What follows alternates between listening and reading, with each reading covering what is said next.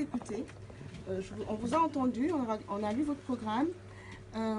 Vous parlez tout à l'heure d'une aide publique au développement que vous allez mettre à 0,7%. Mais ça fait 57 ans qu'on a des aides publiques au développement et que l'Afrique ne se développe toujours pas. Et pourquoi? Vous parlez d'étudiants qui devraient repartir chez eux. Je suis originaire du Gabon, je m'appelle Laurence Ndong.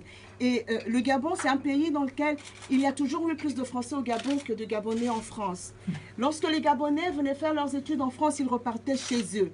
Aujourd'hui, les Gabonais ne repartent plus. Ils ne veulent plus repartir, madame. Personne n'immigre volontairement. Chez nous, nous avons les cocotiers et le soleil, les mêmes pour lesquels beaucoup ici dépensent des sommes folles pour aller au soleil. On voudrait bien rester chez nous. Mais vous savez, et tous les politiques le savent, que le problème de l'Afrique, c'est la malgouvernance. Il n'y a pas de développement sans démocratie.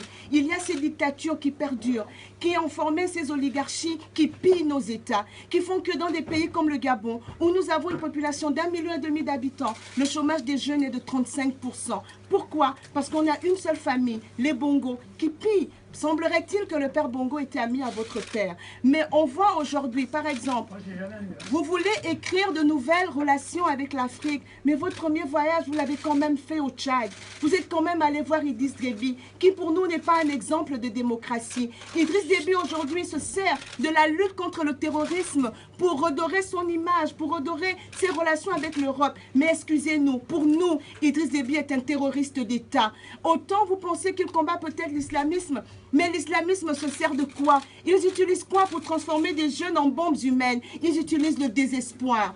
Parce que ces jeunes ils ne peuvent pas rêver d'un avenir meilleur. Et qui les empêche de rêver? Idriss Déby au Tchad, Ali Bongo au Gabon, Sassou Nguesso au Congo, Paul Biya au Cameroun. Ils empêchent les jeunes de rêver à un avenir meilleur parce qu'ils confisquent les richesses de tout un peuple pour eux, leur propre bien-être. Et depuis toujours, ils ont été les amis de tous ceux qui sont passés par là. J'espère que vous avez dit ce qu'il fallait dire à M. Déby. Parce qu'après votre retour, moi j'ai 2 amis. Je suis de la campagne internationale Tournons la page. Nous militons pour l'alternance démocratique en Afrique. Nadjo Kaina et Bertrand Solo ont été arrêtés injustement au Tchad parce qu'ils préparaient simplement une manifestation pour demander l'alternance démocratique au Tchad.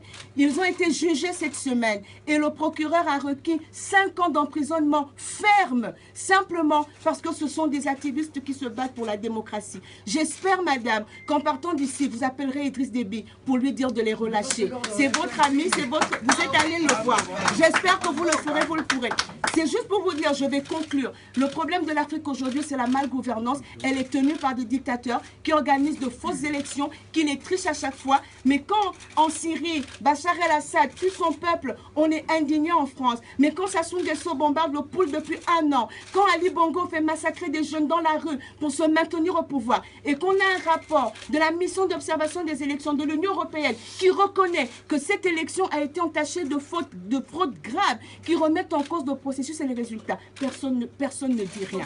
Qu'est-ce que vous allez faire quand vous serez à l'Élysée? Vous allez aussi les accueillir, leur tendre la main? Madame, on peut dire des choses, mais on ne peut pas dire tout.